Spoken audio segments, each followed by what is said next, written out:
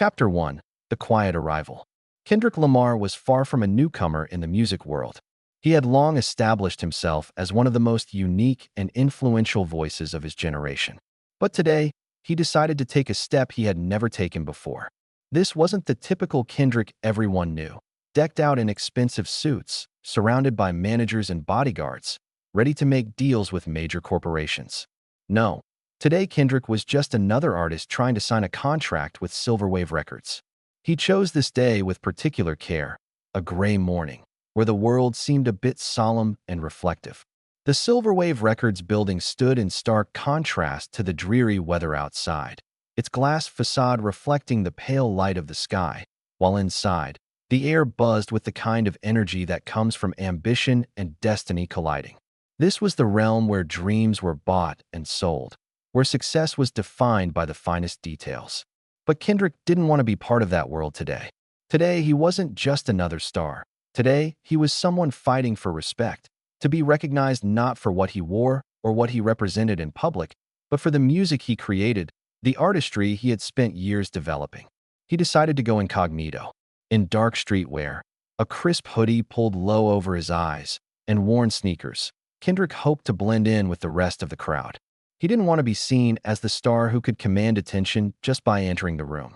He hoped his casual appearance would let him slip in quietly, unnoticed, just another artist trying to get a fair deal. This was a deliberate choice, his way of saying that his talent should stand on its own merit, without the trappings of celebrity. Inside the sleek lobby of Silverwave Records, the atmosphere was electric. Music industry agents, managers, and artists hustled past one another.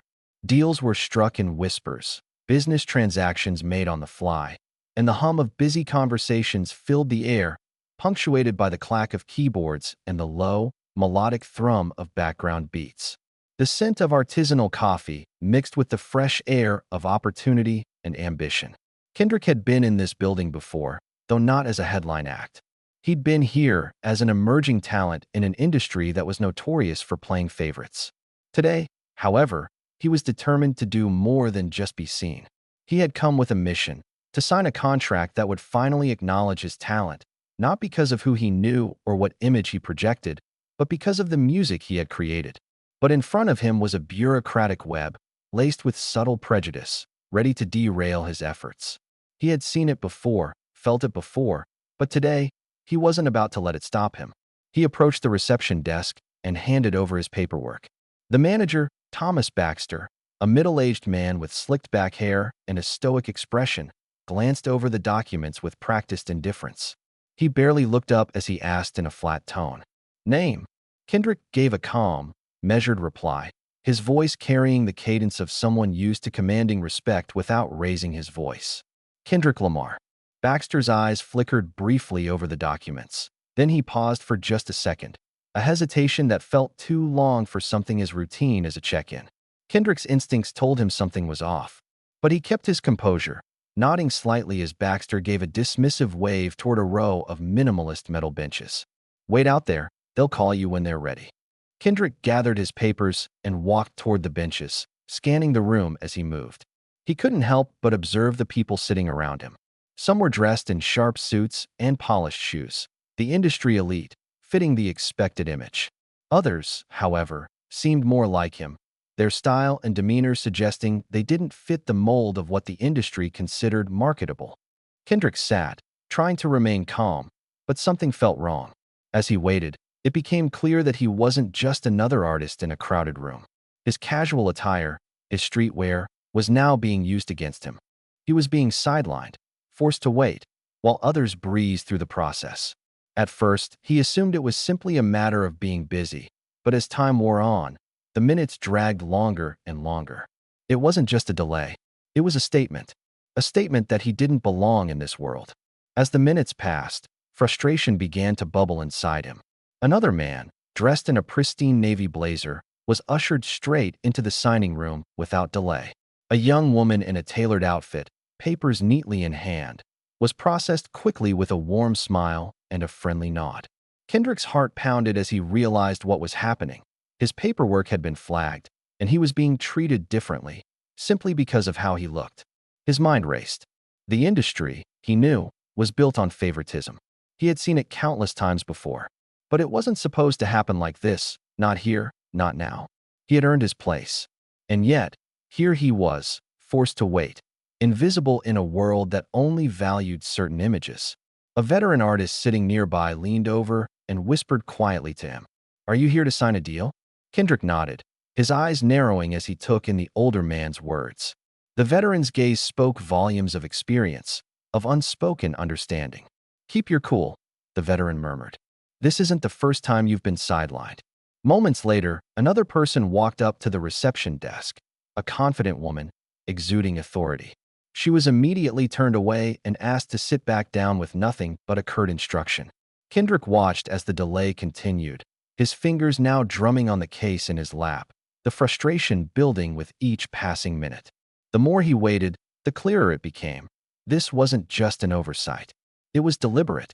At last, the double doors at the end of the corridor swung open, and out stepped a woman in a perfectly tailored black suit. Her presence was magnetic, commanding attention from everyone in the room. Judge Eleanor Vance, renowned for her fair but unyielding approach to contract negotiations, walked purposefully down the hallway, scanning the faces of everyone she passed. When her eyes met Kendrick's, he felt a chill run down his spine. He knew this was his moment. "Mr. Lamar, why are you still waiting out here?" Judge Vance asked, her voice firm, authoritative. Kendrick stood up, meeting her gaze head-on. "I was told to wait outside, ma'am." The room fell silent. Baxter, who had earlier been indifferent, now flushed with irritation, rifling through his stack of papers in a futile attempt to maintain the illusion of control.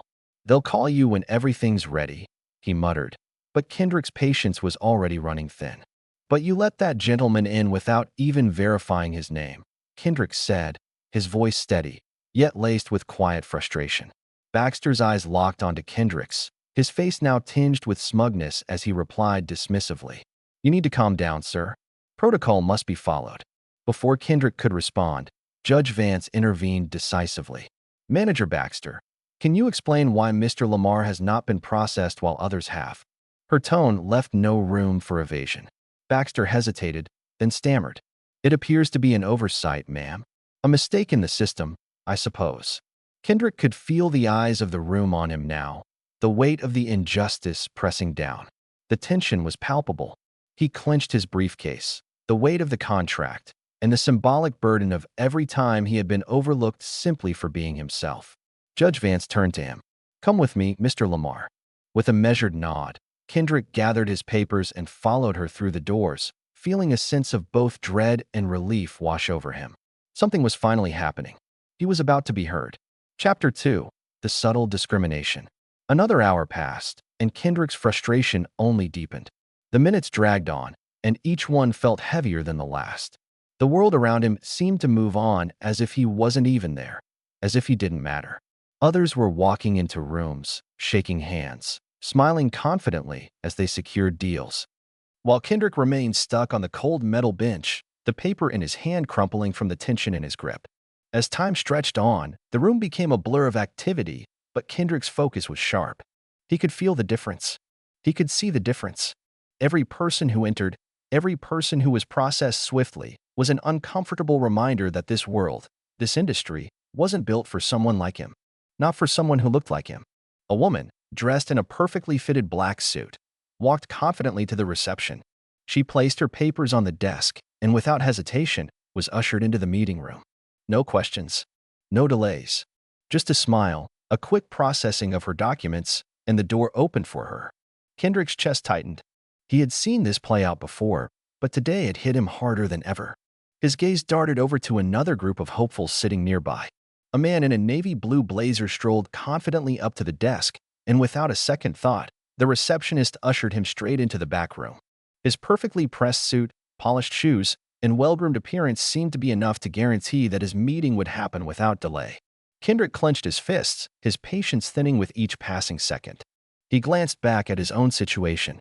His paperwork had been processed long ago. He had followed all the steps, made sure everything was in order. Yet here he was, still waiting. It wasn't just an oversight anymore. It was something deeper, something deliberate. He turned his attention to the older man sitting beside him.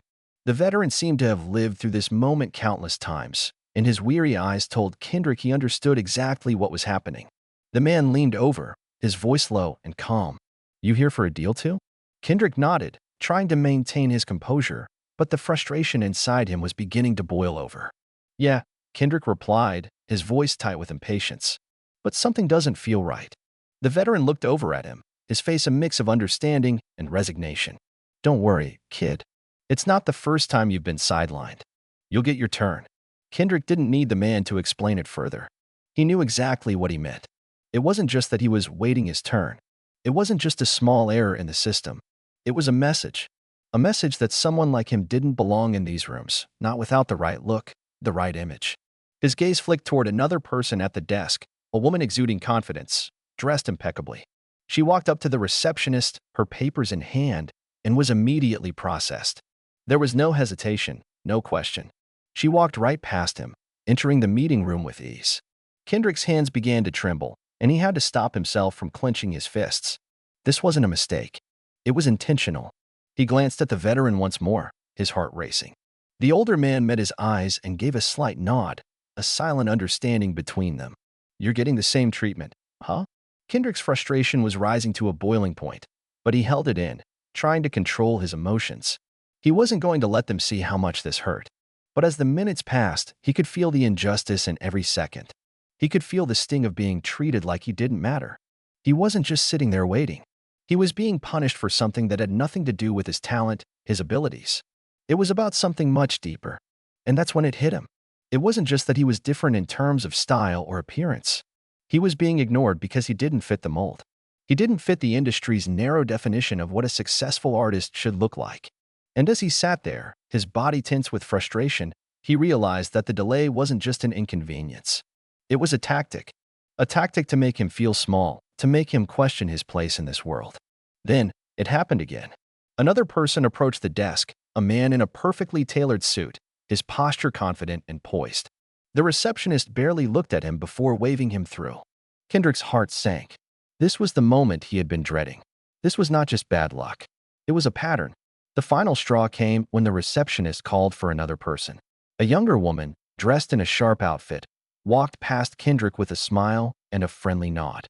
She handed over her papers, and in the blink of an eye, she was processed and escorted to the back. Kendrick's fingers drummed on the edge of his briefcase as his patience snapped. "Why is everyone else going in without a problem?" Kendrick muttered, loud enough for the man next to him to hear. The veteran didn't look surprised. "They've got the right look. They know how to play the game."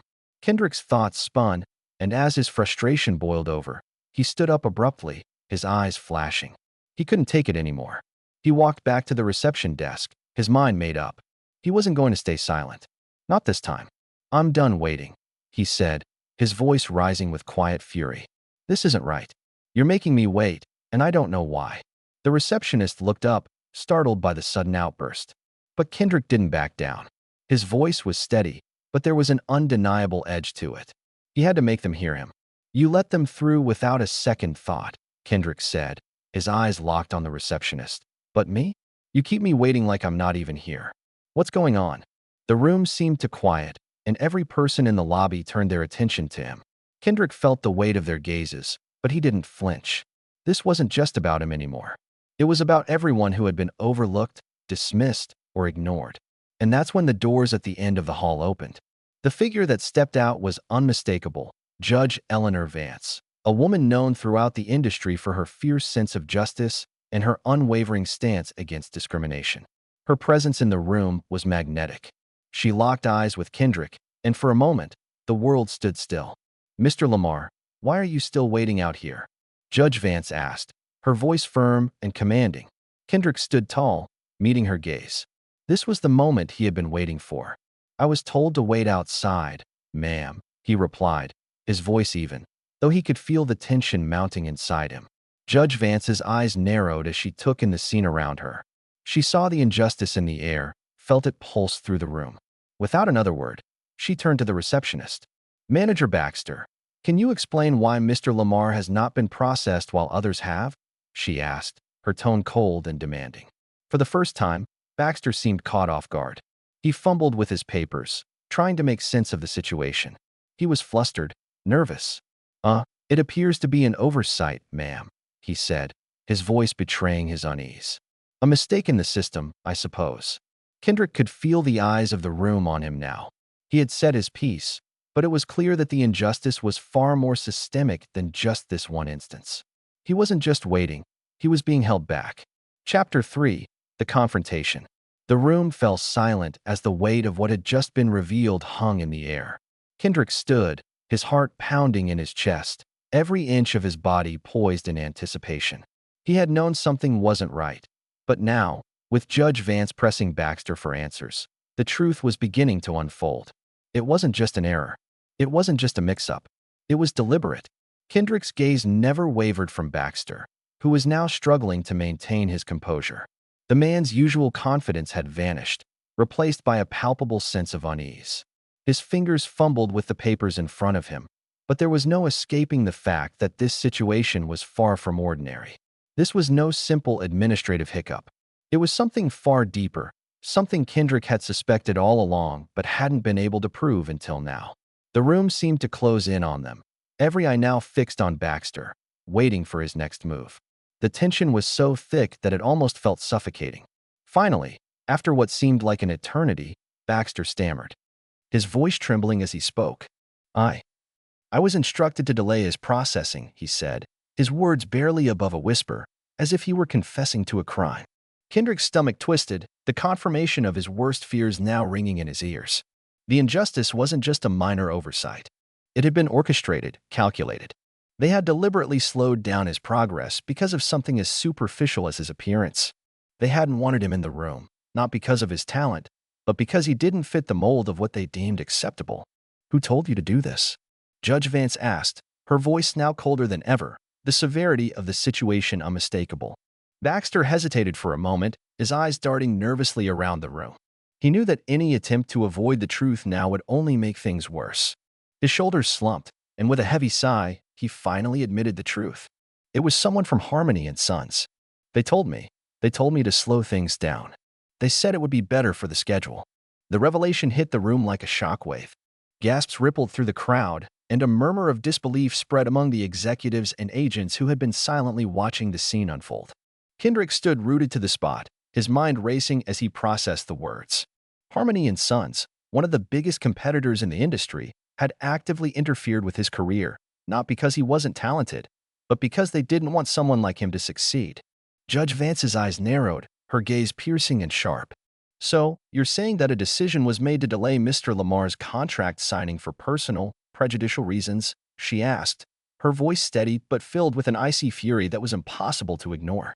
Baxter's face turned pale, and he swallowed hard, trying to gather the courage to respond. His body was visibly trembling now, his facade crumbling before the weight of the truth. Yes, that's what happened," he whispered, the words barely escaping his lips. The room was silent for a long moment, the enormity of the confession sinking in. Kendrick could feel his anger rise, but he kept it in check. He had spent so long fighting to be seen for who he truly was, and now, to hear that the system had been rigged against him all along felt like a punch to the gut. But he wasn't going to let this break him. He had come too far. "What do you mean by certain cases?" Kendrick asked, his voice laced with controlled fury. His question was aimed at getting the full truth out, to expose the system for what it was.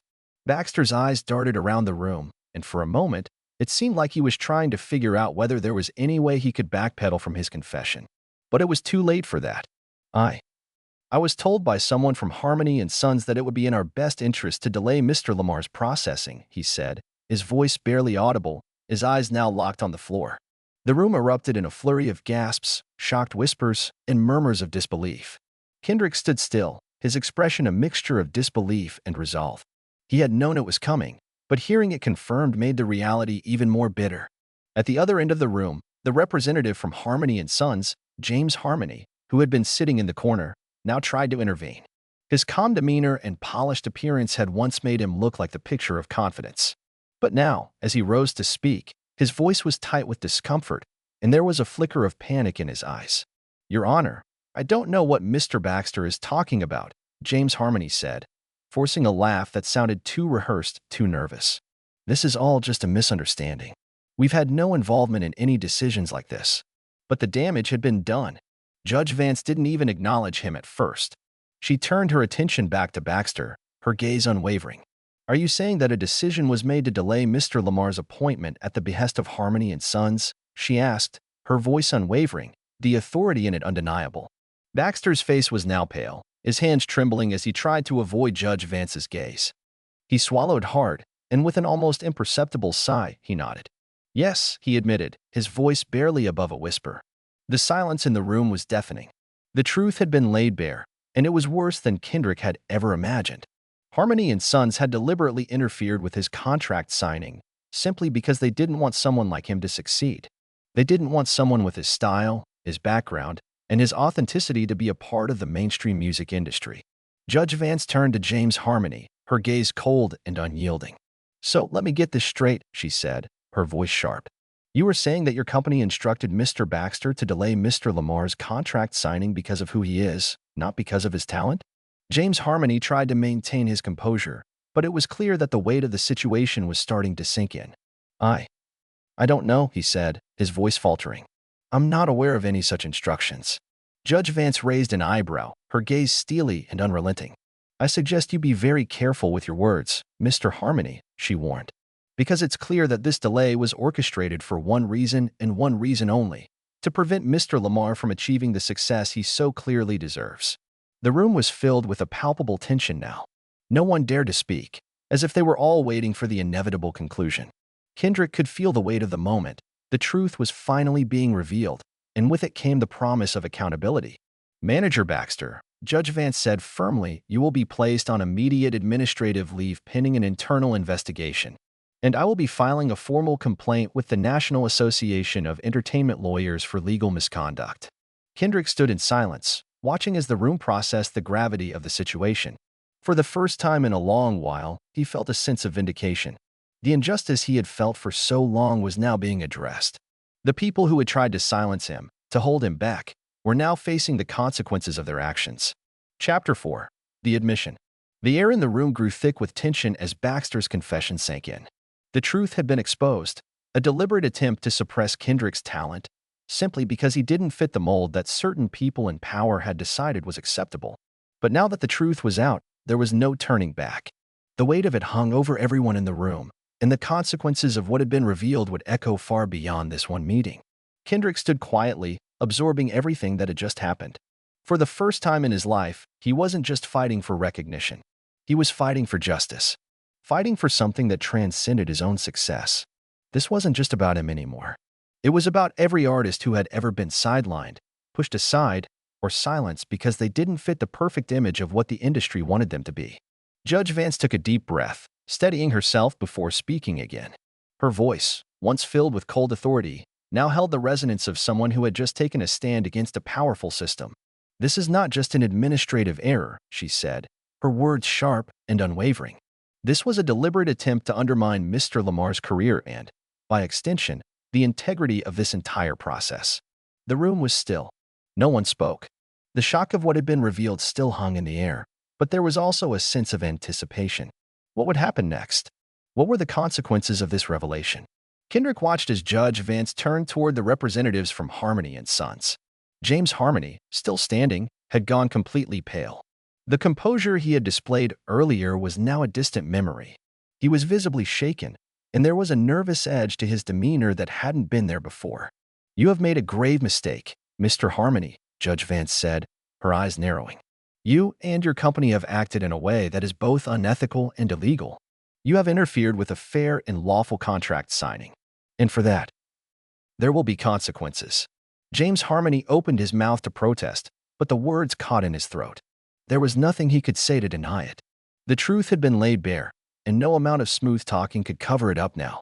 What do you propose? He asked, his voice betraying the anxiety building in his chest. Judge Vance didn't hesitate. First, an immediate investigation will be launched into your company's practices. We will be scrutinizing everything, every document, every instruction that has been given. This will not be swept under the rug. Kendrick felt a surge of satisfaction. This was the moment he had been waiting for. The moment when the people who had tried to control him and his career would finally face the consequences of their actions. The scales of justice were tipping, and for once, the system was being held accountable. Secondly, Judge Vance continued, her voice still firm, you will be required to explain your actions under oath. We will be asking you, under penalty of perjury, to account for every decision you've made in this case. There will be no more hiding behind legal jargon or corporate maneuvering. James Harmony's face drained of color as he realized the severity of the situation. There would be no escape for him now. The truth had come to light, and it was clear that he and his company were going to be held responsible for what they had done. Kendrick stood silently, his gaze never leaving the representatives from Harmony and Sons. He had endured so much over the years, the subtle racism, the constant fight to prove himself, the feeling of being ignored simply because of how he looked. But now, everything was different. This moment, this battle, had shifted the power dynamic. He wasn't just an artist anymore. He was a force for change, forcing the industry to confront its biases, its inequalities, its disregard for people who didn't conform to the expected standards. As the tension in the room mounted, Kendrick's attorney, a sharp and experienced lawyer with an air of quiet confidence, leaned in and whispered in his ear. "This is bigger than we expected," the attorney said, his voice low but filled with respect. "You just forced the system to confront its own biases. This could be the beginning of something massive." Kendrick nodded, his mind racing. He knew that this moment wasn't just about him signing a contract. It was about something much bigger. It was about forcing the industry to take a hard look at itself, to question the way it had operated for so long, to realize that the very system that had given them so much power was also the same system that had oppressed so many others. The weight of the situation was beginning to sink in. This was his chance, not just to sign a contract, but to change the way things were done, to reshape the industry from the inside out. Judge Vance turned back to Kendrick, her tone softening slightly as she addressed him directly.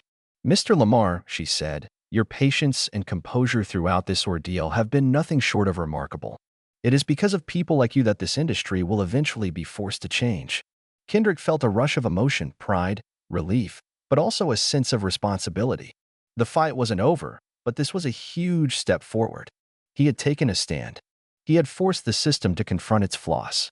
And now, it was time to move forward. He stood tall, ready for what was next. He knew that the road ahead would be filled with challenges, but he was ready to face them.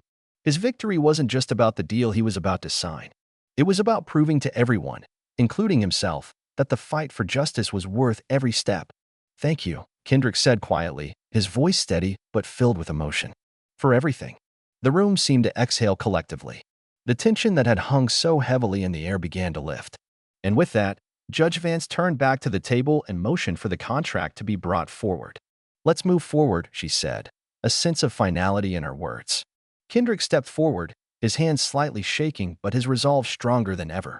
As he placed the contract on the table and reached for the pen, he knew that signing it was just the beginning. It wasn't just a piece of paper. It was a statement, a declaration of everything he had fought for, a symbol of his resilience. With a steady hand, he signed the contract. And as the ink dried, he knew that nothing would ever be the same again. Chapter 5. The Victory and the Ripple Effect. The moment Kendrick signed the contract, the atmosphere in the room shifted. It was as if the weight of the entire industry, its biases, its prejudices, had been held up to the light, and the truth was no longer something that could be ignored. He had done it, not just for himself, but for every artist who had ever been overlooked, dismissed, or pushed aside because they didn't fit the expected mold.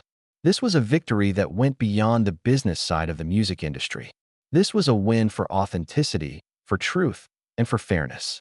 As Kendrick lifted the pen from the paper, he felt the surge of accomplishment. It was a quiet feeling, but it reverberated through every fiber of his being. He had fought not just for a contract, but for a chance to be seen and heard in a way that had never been afforded to him before. And now, as he stood up and turned to face the room full of industry executives, his gaze was steady, unyielding. Judge Vance, having overseen the signing, stood from her seat and addressed the room, her voice firm and resolute. "Let it be known," she said, her words carrying authority, "that this company will not tolerate discrimination or obstruction of justice. Every artist deserves to be treated with fairness and respect. No one will be sidelined again because of how they look or where they come from." Kendrick's attorney, still standing beside him, gave him an encouraging nod. The room had become electric with a newfound sense of change. The weight of the moment was not lost on anyone present. They were witnessing something monumental. This wasn't just another artist signing a deal. This was a turning point in the industry. As the session continued, the representatives from Harmony and Sons, who had once seemed so confident, now sat rigid in their chairs, their faces drawn with anxiety. The events of the past hour had completely shifted the power dynamics in the room. This was no longer just about business. It was about accountability, about standing up for what was right, no matter the consequences. Kendrick felt the gaze of the room on him, but he didn't shrink away. Instead, he stood taller, his confidence growing with every passing second. He had forced them to listen. He had forced the system to confront its own biases, its own flaws. And now, there was no going back. When the proceedings finally wrapped up, Kendrick collected his things and walked toward the door. The hallway outside seemed unchanged, but to him, everything had shifted. The industry that had once felt so rigid and closed off now seemed full of potential. The walls had started to crumble, and he knew that he wasn't alone in this fight anymore. The world outside the building remained the same, the gray skies and the cold pavement beneath his feet. But inside him, a fire had been lit. Kendrick Lamar wasn't just a rapper or an artist anymore. He was a symbol of change, a catalyst for the reform the industry desperately needed. He had become the voice of those who had been ignored, overlooked, and pushed aside. In the weeks that followed, the ripple effect from that day spread throughout the industry. Media outlets, once silent on the issue, began to report extensively on the events at Silverwave Records. News outlets ran interviews with industry experts, discussing the issues of discrimination and bias in contract negotiations. Artists who had once felt powerless began to speak out, sharing their own stories of being sidelined by the system. They saw Kendrick's courage, and it gave them the strength to do the same. Kendrick found himself at the center of a movement that called for transparency, fairness, and equality in the music industry. He spoke at conferences and panel discussions, advocating for the rights of artists who had long been overlooked. His words resonated not only with emerging artists, but with anyone who had ever felt marginalized in any field. He became a voice for the voiceless, a beacon for those who had been told they weren't enough. Meanwhile, the consequences for Harmony and Sons were swift and severe. Judge Vance's formal complaint led to an internal investigation that uncovered a pattern of discriminatory practices. The company's reputation was shattered, and several of its top executives were forced to step down. This served as a stark reminder to the industry that even those who appeared untouchable could be held accountable when their actions undermined fairness and integrity. For Kendrick, the days that followed were a whirlwind of interviews, public appearances, and discussions about the future of the industry. But through it all, he never lost sight of what truly mattered: his music, his message, and the people who had supported him throughout his journey. That afternoon, in the quiet of his studio, Kendrick sat down to write. The beat was deep and resonant, echoing the pulse of change that had taken hold in the industry. His lyrics were raw and unfiltered, recounting the day he had been forced to wait, the day the system had tried to silence him. But through every verse, he celebrated the triumph of standing up for what was right, of fighting against the injustice that had held him back for so long. The song became an anthem, not just for Kendrick, but for every artist who had ever been told they didn't belong. It spread across social media, resonating with people everywhere. Fans and fellow artists flooded the internet with their own stories of marginalization and their support for Kendrick's stand. It became a rallying cry for a new generation of artists, one that refused to conform to the narrow standards that had defined the industry for so long. As the weeks passed, the industry began to shift. Record labels that had once been content to maintain the status quo began to reconsider their practices. Workshops on diversity and inclusion were scheduled, and companies started implementing policies that prioritized fairness in contract negotiations. The ripple effect that Kendrick had ignited spread far beyond Silverwave Records. It had reached every corner of the music industry, from the largest corporations to the smallest independent labels. But it wasn't just the music world that felt the impact. Kendrick's story began to inspire people outside of the entertainment industry as well. Schools incorporated his narrative into their curriculum, teaching students about integrity, diversity, and the courage to speak out. Youth organizations launched initiatives to empower young artists to embrace their unique identities without fear of discrimination. Communities came together, united by the message that talent transcends appearance and background. For Kendrick Lamar, the day at Silverwave Records had been more than a personal victory.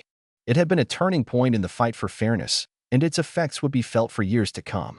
He had forced the industry to examine its practices, to reevaluate its biases, and to recognize the value in artists who had long been overlooked.